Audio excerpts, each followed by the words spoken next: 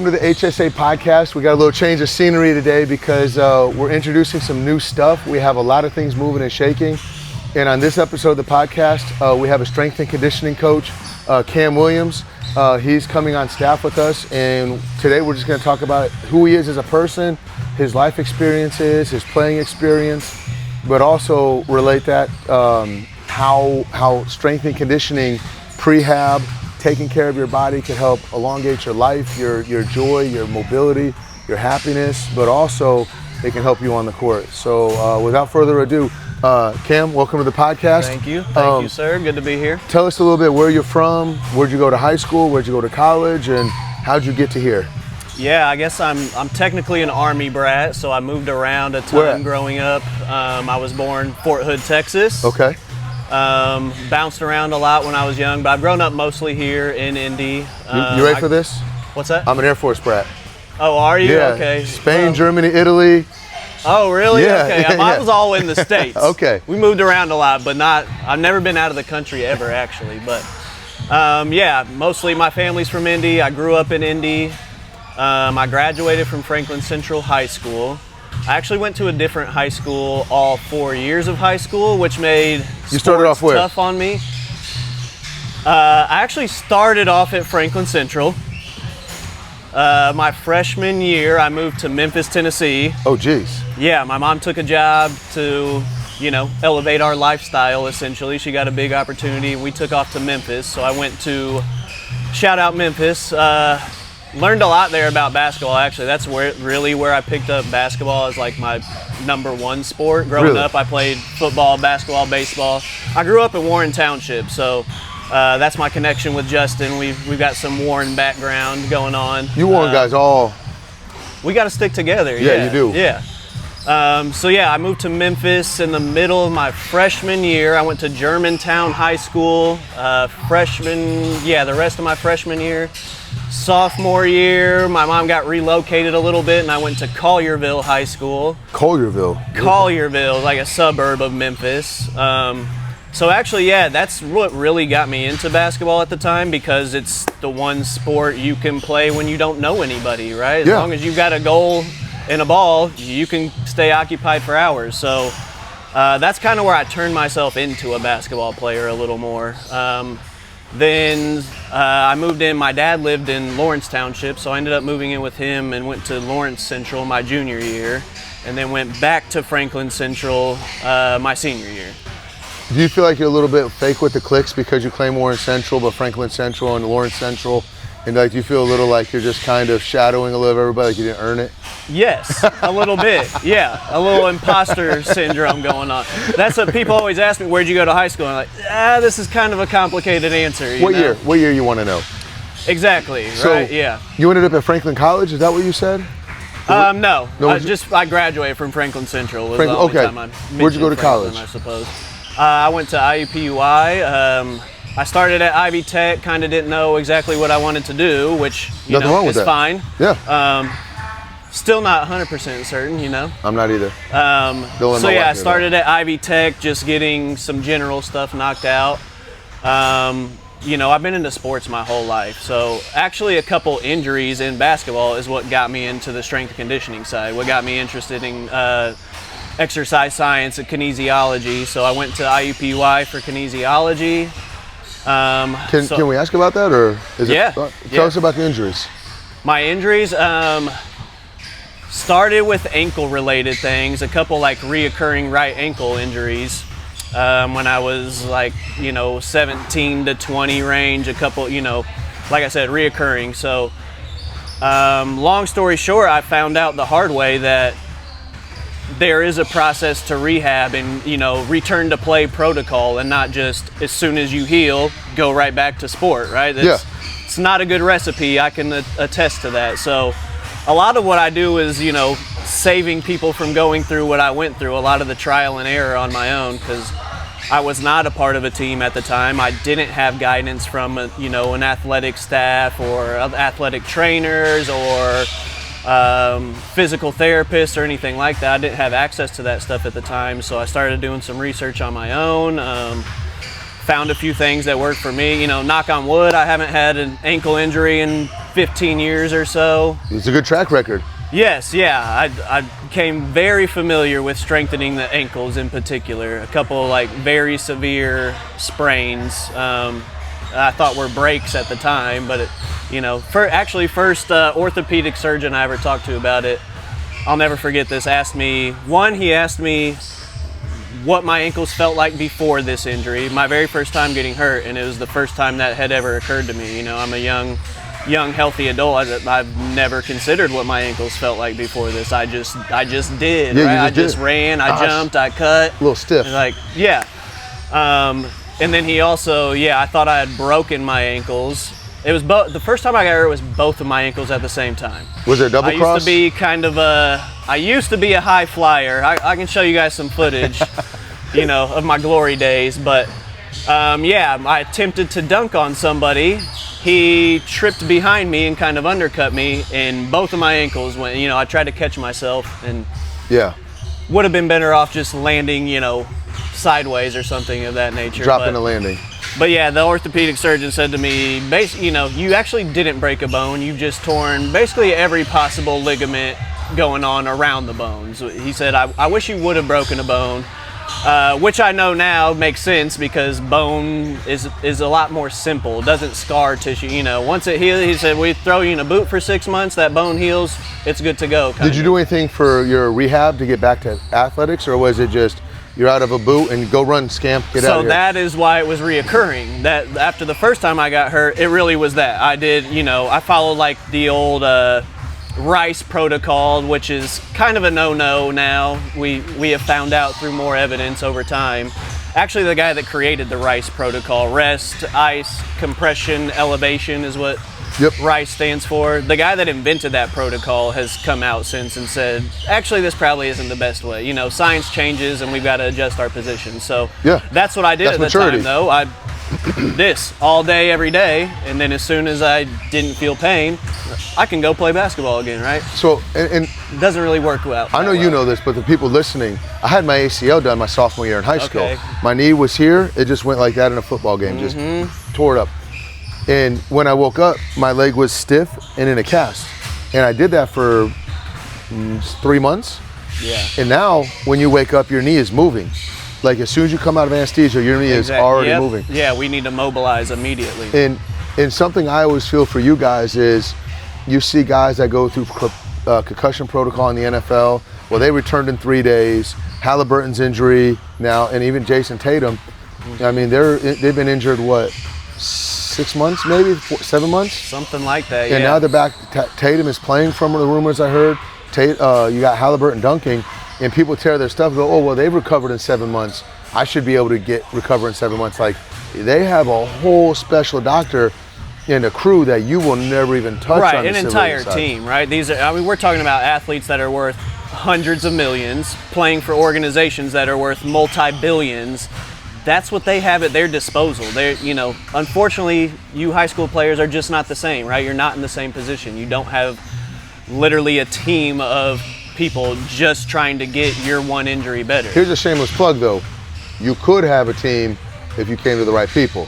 Exactly. So, that's what we're here for. Yeah, mitigation and return to play, that sort of thing. So yeah, there's been a lot of advancements recently in like accelerated return to play, but we've got to be really smart and intentional about that to come back in the right way. So yeah, it's allowed people like Tatum and Halliburton to accelerate. Even 5-10 years ago, we would say if somebody tore their Achilles, that's easy 1 year. Like, we know 12 months is baseline. And now, like you said, these guys are, getting close to cutting that time in half. Part of that is because of the research, right? Like advancements in science and in technology, especially, so that we can assess these things and address them in the right way. But yeah, they're getting round-the-clock treatment. They have dietitians and nutritionists. They have chefs that, just on that side. They've got all the best supplements you can imagine at their disposal constantly. They've got doctors on staff, where, the normal person, it would take a lot of time and money to address all of those avenues, where NBA players are getting that addressed kind of all day, every day. So yeah, we are hoping here to kind of bridge that gap a little bit, offer a, you know, a piece of that service. So this is not a hot take. I want to throw it out there for everyone that's going to be like, well, Paul and Cam at the HSA said this, but if you were in Halliburton's camp pre-injury, what are some things you could have done to possibly mitigate that and say, hey, this is not that big of a deal? Or, and again, I realize it's a loaded question because hindsight's always 20/20. There's going to be no hot takes of like, hey, this is what the trainer said, but what are your thoughts on that? Yes, this has been a very hot topic in like the strength and conditioning world. A lot of coaches kind of coming at each other a little bit. So I don't like to do that to say, you know, I saw a reel of Halliburton doing a training and this exercise is why he got hurt. It's you know, we don't live life in a vacuum. There's several factors going on at all times, so it's really hard to pinpoint a thing. And I know some of the people that have worked with Halliburton and Tatum in particular, actually, and they're great strength and conditioning coaches, and I think they did everything they could to prepare those guys for the rigors of an NBA season, the 82-game plus season. But in general, I would say like strength and tissue prep kind of, right? We need you to get you strong enough and expose your tissues, if we're, you know, talking about Achilles in particular. Exposing you to different ranges of motion at different forces and at basically every possible angle that you might ever come into like contact with on a basketball court. Yeah. That's usually how a macro injury like that happens, right? One big injury like an ACL tear or Achilles rupture, which are kind of our two big ones in basketball in particular, is that there was too much force at too great of an angle, right? A combination of those two factors. So the prep, off-season prep, preseason prep should be exposing you to all of those angles and forces that, like I said, you may come into contact with on the basketball court. That way you don't have to think about those things, first of all, in the middle of gameplay. Yeah. And two, that when, you know, a force or angle is put upon you outside of your control, that it doesn't lead to a macro injury, right? That maybe nothing happens, maybe it's a way less severe injury. We can do some things to sort of mitigate the risk or the severity of an injury when you would come into contact with something that might elicit an injury typically. I'm going to warn you, this is an old basketball coach mindset that I have. And you can tell me I'm wrong. I don't claim to know everything unless I'm around my kids. Do you think that overplaying AAU, the grind mode of just 4 or 5 games on Thursday, Friday, Saturday had anything to do with that in his older career? Or do you think like, Paul, he's in the pros, they know how to bring that down to a minimum effect? I would agree with that sentiment. Okay. You know, it's hard to say exactly what, you know, how much volume over time really contributed to each individual injury. So, you know, I don't talk too definitively in those terms to say I know if they would have spent 2 less weekends at AAU, maybe this wouldn't have happened.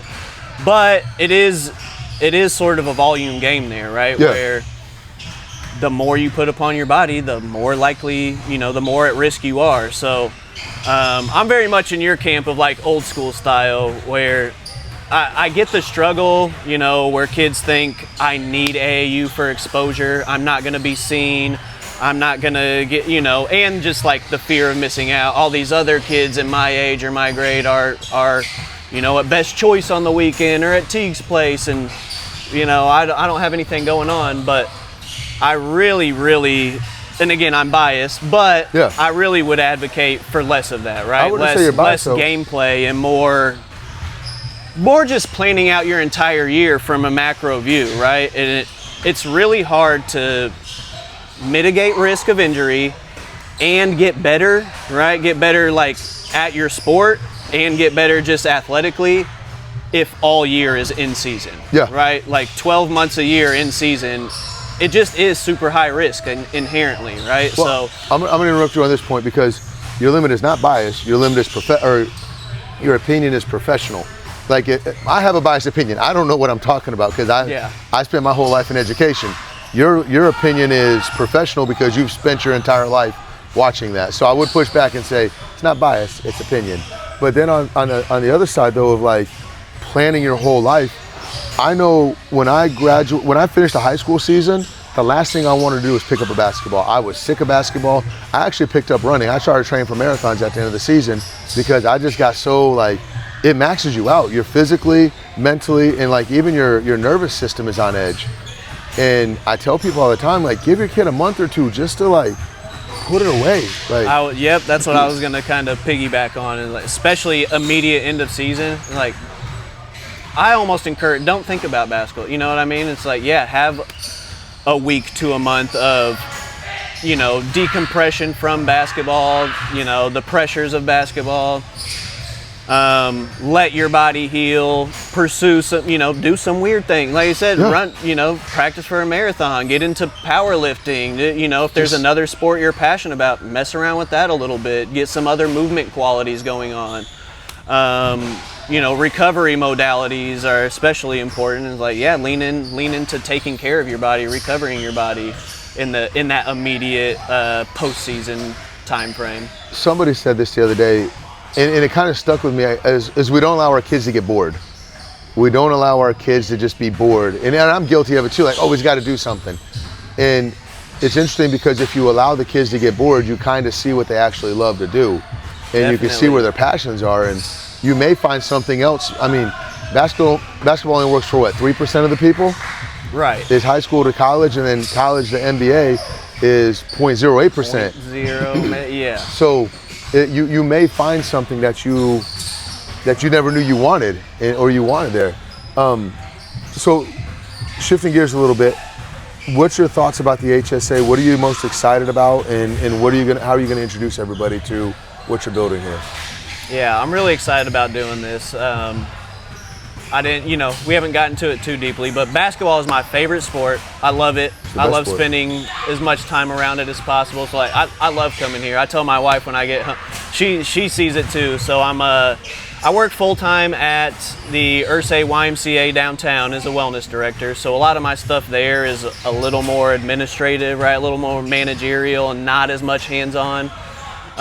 So, you know, my wife points out that I come home with a lot bigger smile from here than I do from the Y most of the times. And it's clear, yeah, this stuff just like really fills my cup up. You know, I love being here.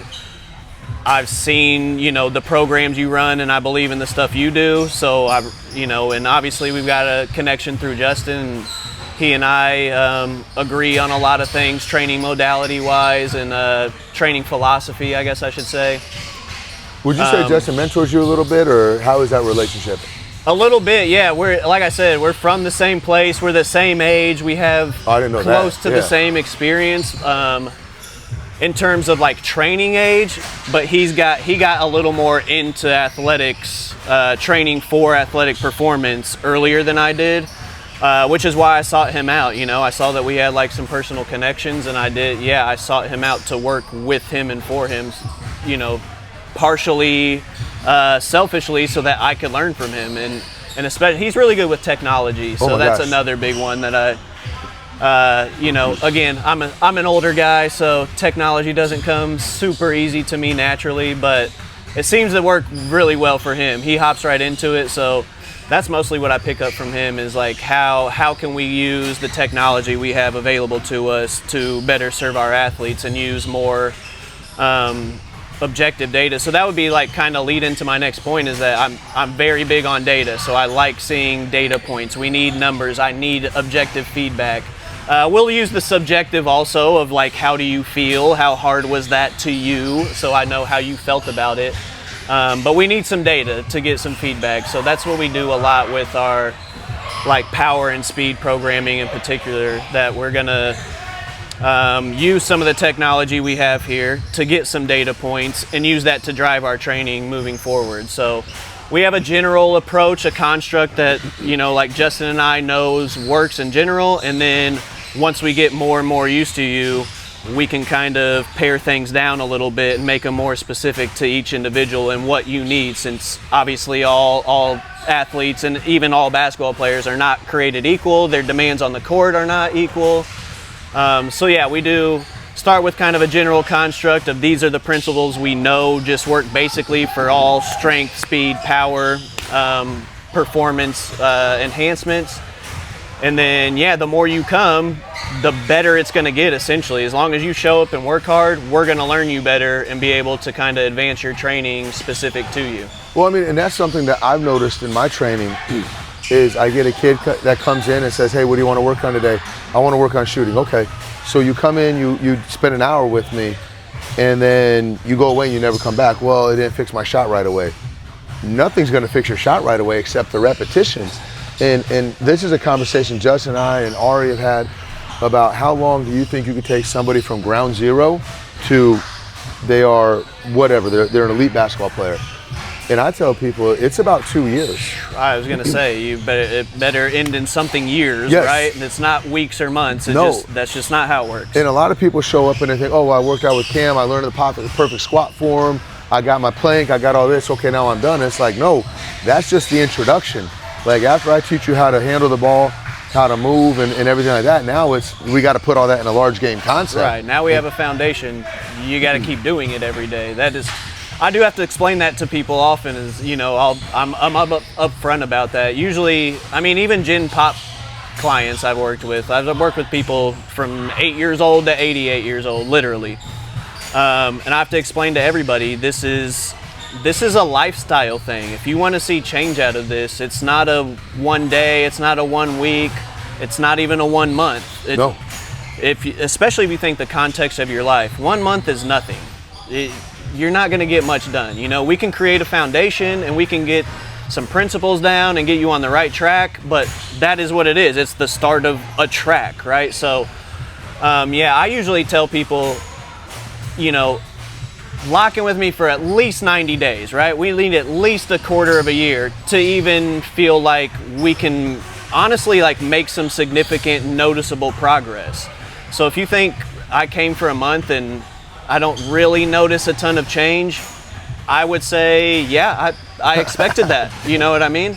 Like, yeah, we're just setting this foundation. It's going to take months, years to get you to, you know, to find your, you know, reach your ceiling as an athlete. It absolutely will. It absolutely will. And that's one of the biggest frustrations I have is,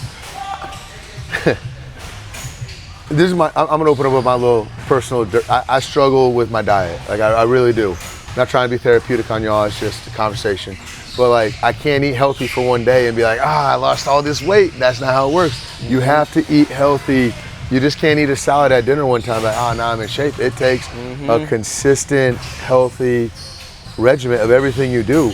Yeah, nutrition's a perfect example for a lot, because everybody eats. Everybody has to, you know, athlete or not.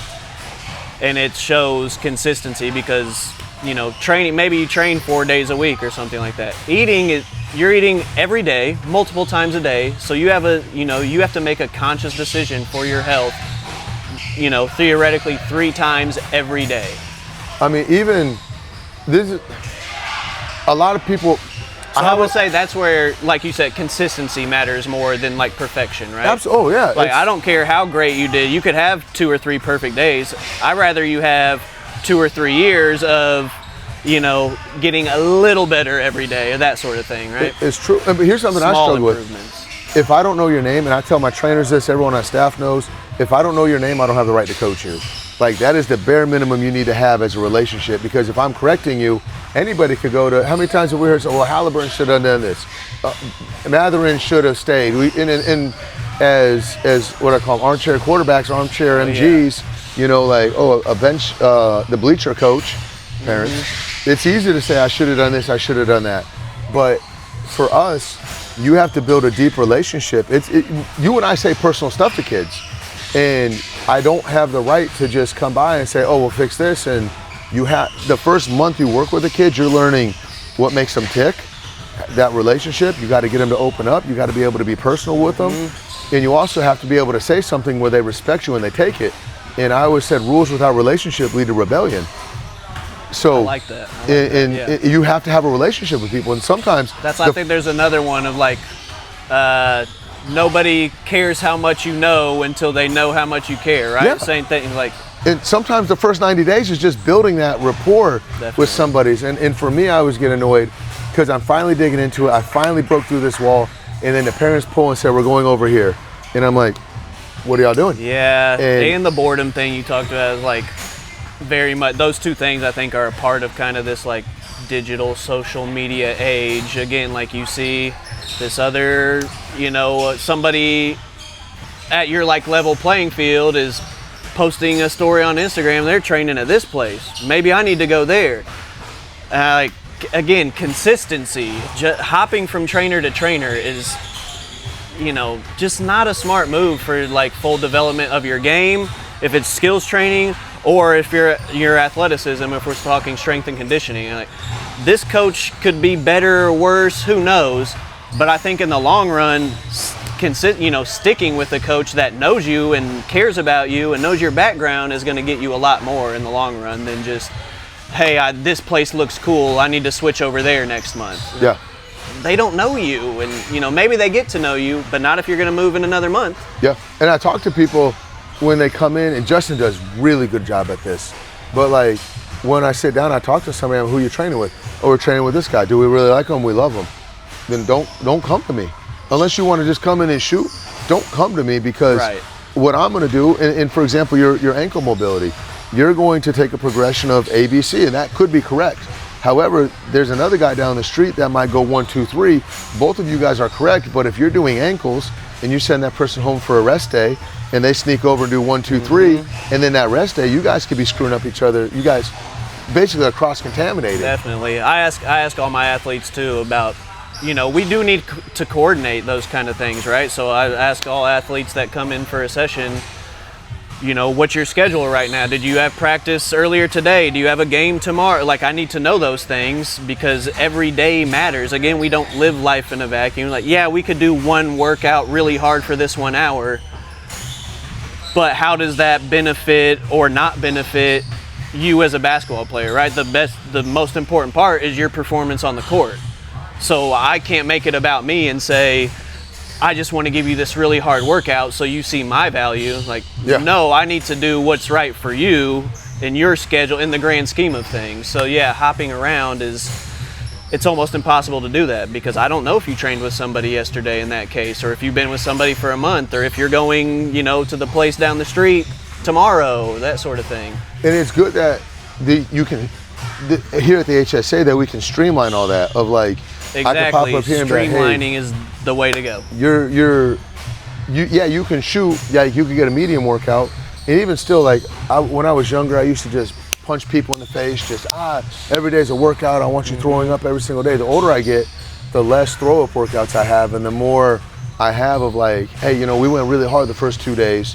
Why don't we pull back on this? You got a game tomorrow? Okay, let's focus. And I think that the AAU culture has kind of put trainers in a situation where if you're just running those puke workouts every single day, you're gonna hurt the kid. Like you could get something done in a half-speed workout, and there's nothing wrong with that. And I remember Justin, he was talking to me about some clients that he had that people weren't happy with him. Well, my son comes home, my daughter comes home, and they're not sweating, they're not sore, they're not throwing up, and Justin's like, yeah, I gotta get them to hold I don't know, like this is just me, I'm getting them to hold a split squat properly without their leg collapsing. Right. So they're not going to be broken and sweaty. And sometimes you need those days of just building that block of getting it done right more so than getting it done and throwing up. Definitely, yeah. Like again, back to the consistency. It's about the grand scheme, you know, the big picture, and not just can we work as hard as possible today without considering the ramifications long term. So I think streamlining is the right word. I was about to use that word too. Like, we've got it all in-house in one place. You and I, right? Like now we can communicate. I know if an athlete that I'm working with on speed has a session with you later tonight, or if they just came from a session with you, or what their schedule is with you, with me, with their sport, you know, with their coach this whole week. Yeah. So I think that goes a long way. It's a really like, you know, like a complicated puzzle. We got to make it all fit together. It's not just all independent of each other. The point is performing on the court when it is your time to do that, and everything you do around that feeds into it, right? Either helps that or hurts that. I'd like to say that a lot about human performance and sports performance, or like, every day is kind of a chance to get 1% better or worse. We as humans are changing all the time. So if you take a day off, sometimes it's applicable, but right, like just giving yourself a day off for no reason, you didn't stay the same, you maybe got worse, right? Yeah. Like you didn't do anything to get better today. It's not same or better. The other option is worse. So we do need the full picture to make it all kind of coalesce into the best performance, the most ready you can be to perform at your role when it is most important. Well, it's interesting because you see the bodybuilders and you see them and they're in peak performance, their waists are like this. And for me, I remember as a little kid, my mom told me, she was like, hey, they don't walk around like that all day. 99% of the time, they're just bloated and yeah, they're big, but they're not six-packed out. And it's the same in basketball. You want to hit a peak at a certain point. Your job as a trainer and me as an encore, I want to get you here playoff time. That's the goal, playoff time. Exactly. And then after playoff time, you can take that dip again. But you can't live at this level your entire life. And that's part of the ebb and flow of things. I think bodybuilding is a great example too, because they do that very much. Like they may do 1 or 2 bodybuilding shows a year. And you see them, you see the pictures they post on stage day of, but you didn't see the last 6 months of, like you said, they don't get down to 10 or below body fat percentage until the week of the show. Yeah. So it's really, it's a lot science. more long-term thing and building like really smartly one day at a time. So that, on the day it's time to perform, you're ready to go. And I had a good friend of mine that was married to a bodybuilder, and she said the month leading to the performance was the worst month she's ever had in her life. Because it's emotional, you're a hot mess and you're hungry, and it's not like you can sustain that your entire life. It's very tough. I mean, our bodies, our brains run off glucose, sugar, right? Food. So if you're actively cutting food out of your diet to a point that's almost extreme, which is what bodybuilding essentially is cutting to an extreme, you start to suffer, right? Like you have a lot of brain fog, you have low energy. Like that last month, especially last week, is terrible. And no good professional bodybuilder would suggest that you do that year round, right? That's not smart. That's not intelligent. It's detrimental for your health. It's going to be detrimental for your performance because you can't put on new muscle when you're that underfed, for example. That's a lot more goes into it long term than just what you see like on Instagram or TikTok or on the day of performance, right? A lot of moving parts. Definitely. I got 2 more questions for you. The first one is, we looked at someone like, for me, I don't know if I can say this name here, but Tom Brady. He was amazing. He introduced a word to me called prehab, and he's doing all his work before he gets injured. And for me, I had my ACL torn. I went from dunking in 8th grade, tearing my ACL in my sophomore year in high school to, I could get it every now and then, but I never got back to that like where I could. And I went back and looked at my rehab, and I'm like, oh, I just thought squatting 400 pounds was gonna get me. I thought my bench press at 300 was gonna get there. And I wasn't doing the little things. What are some things that you know about prehab? What can we do to get there, and what can we do to introduce prehab at a young age? Yeah, we kind of touched on it a little bit earlier. Really, it's about like tissue exposure, right? We're trying to get your body ready for the demands of whatever your sport is, and more specifically your position within that sport, right? What you're asked to do on the court or field, for example. It's not so much traditional like powerlifting stuff all the time.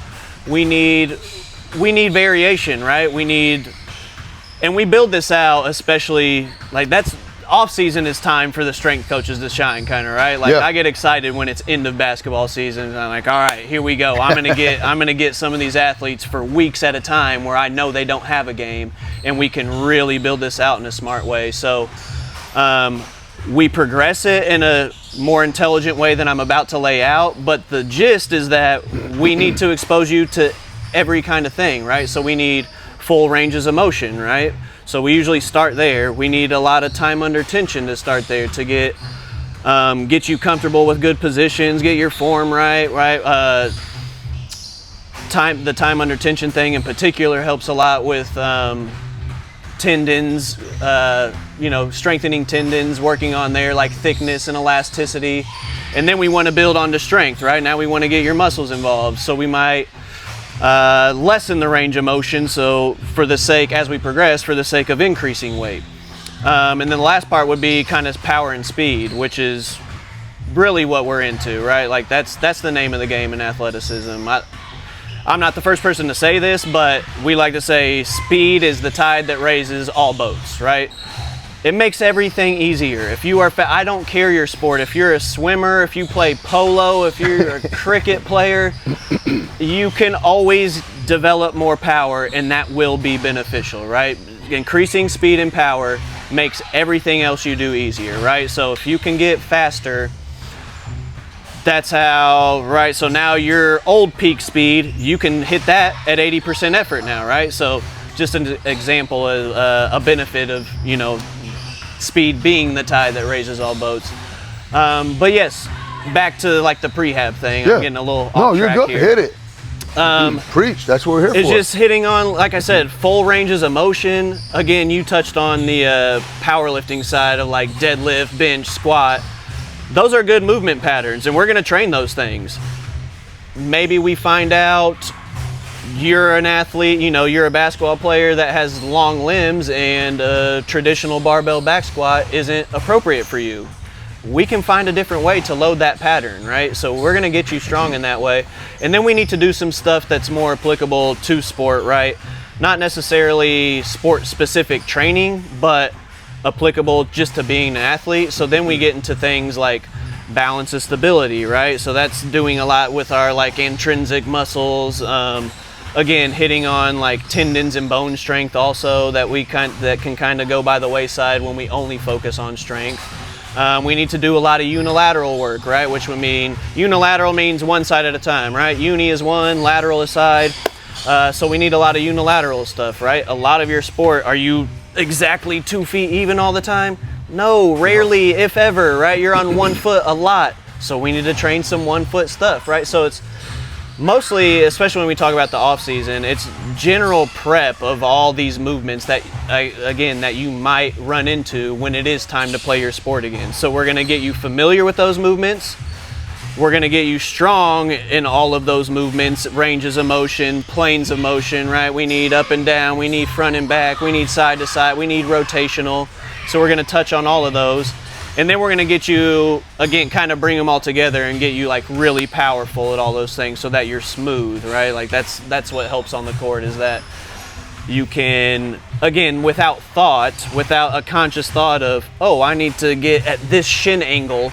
Yeah. No, you just already have it, right? We need to get you the requisite range of motion, strength, and power to do all those things you need to do on the court. I lied to you. I said I had 2 more questions. I have another 2 more questions. I slipped one more when you were talking. The next one is, okay, so I'm a freshman, sophomore in high school.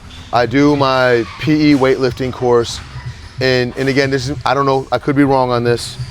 I feel like a lot of those, at least from when I was in high school, 20 plus years ago, it was built for the football players.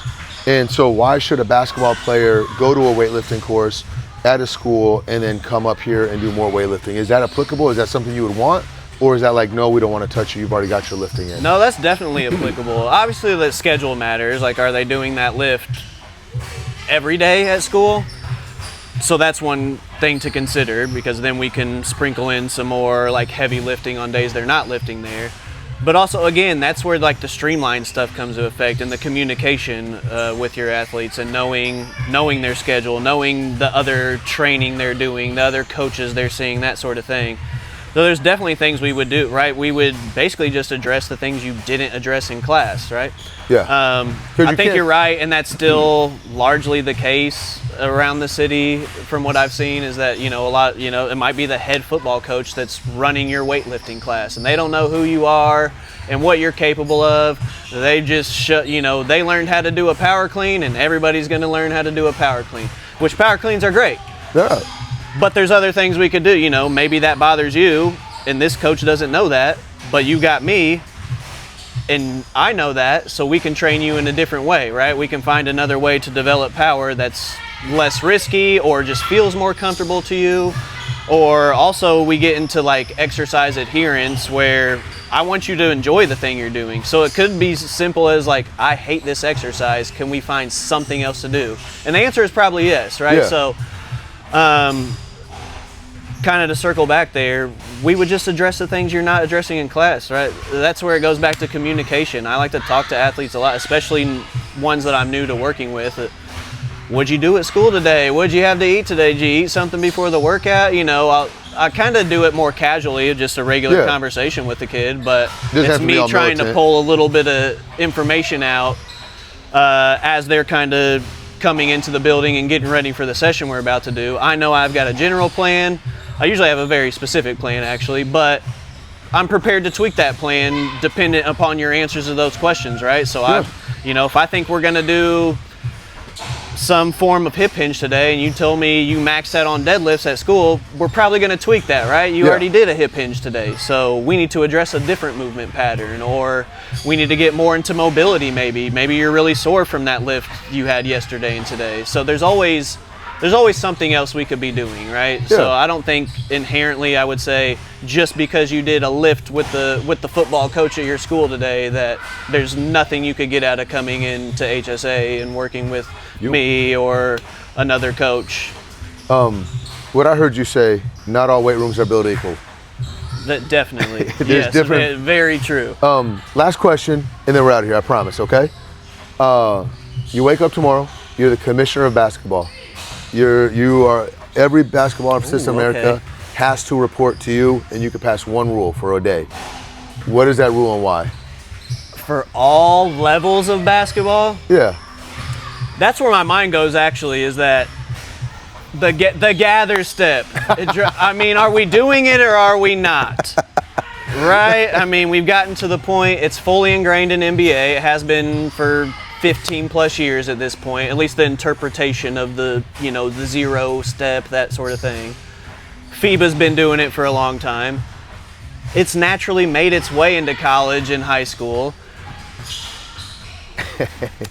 I don't like to take a specific stance. I just want it to be the same. Yeah. Makes sense. I guess I would say, because I'm old, I hate the gather step. Every time I see it, or I try to do it myself, I feel like I'm traveling. It feels unnatural to me. To me, I do I do gather 1, 2, and in my head that's 1, 2, 3. I just traveled.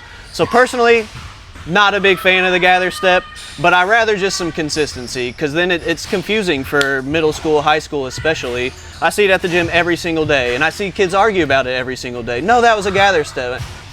Well, what are the rules here today? Are we playing by high school rules? Because if you just said gather step, you just admitted to traveling at that point, right? So that's my off-the-cuff answer, I guess, is just consistency on this gather step. We need to know what a travel is and call it consistently. Justin, they gave the same answer. Did he? Awesome. Okay, we're on